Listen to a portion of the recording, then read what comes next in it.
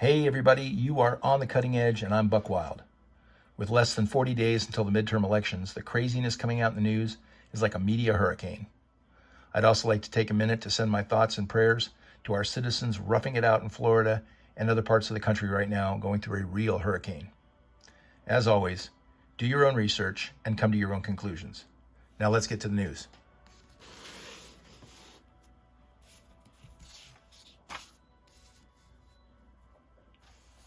From the Gateway Pundit, Joe Biden tells a group of teachers that the AR-15 is, quote, designed to defend America, to defend people. Now, his press secretary can try and walk that back, but the truth is that the military version, the M16, is used to defend this country, and that the AR-15 has been used by private citizens to defend their homes and families for years. The NRA should put that on a few hundred billboards outside of polling places.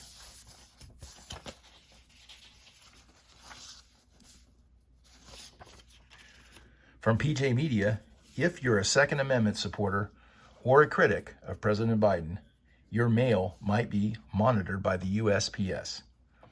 A report from the Washington Times found that the Postal Service was monitoring the mail of some U.S. citizens. Their targets were people who were gun rights activists and people who had an issue with Biden being elected president. The purpose was to, quote, give law enforcement intel about potential violent or criminal activity. This article is worth reading, folks.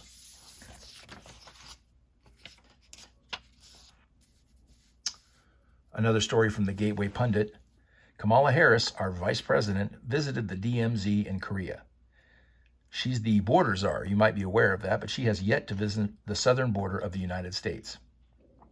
While she was viewing the DMZ, Ms. Harris commented to the press that, quote, the United States shares an important relationship, which is an alliance with the Republic of North Korea. Okay, well look, Joe Biden can at least claim he has dementia, but what's her excuse? In my humble opinion, it's frankly scary how unprepared and unqualified that she is to be the president in case anything happens to Biden.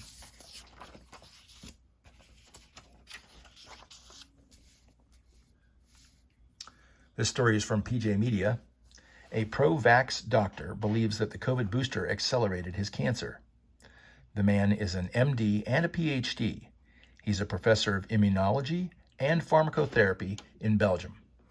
He believes that the booster accelerated the progression of his T cells. The doctor says that he has no regrets about going public with this story.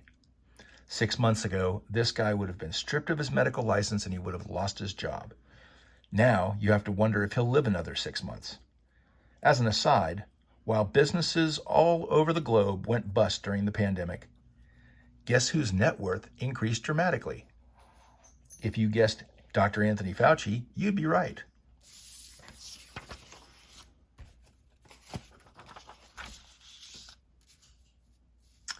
From PJ Media, Brother Andrew, also known as God's Smuggler, died this week at the age of 94.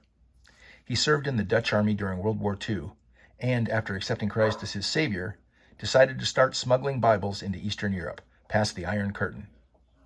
His organization, Open Doors, opendoors.org, continues his legacy. God bless you and rest in peace, Brother Andrew.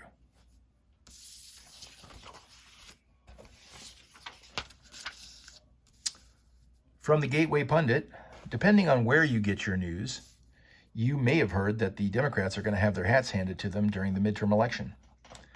I've wondered recently if some event or disaster might occur to derail or postpone that election. Well, Bill Gates came out and said the quiet part out loud.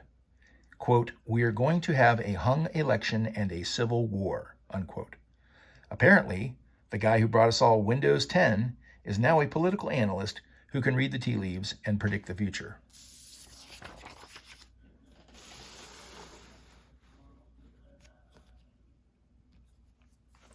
One last thing, folks, I'd like to encourage all of you to spend 20 minutes watching a video that I'm going to put the link to in the description below.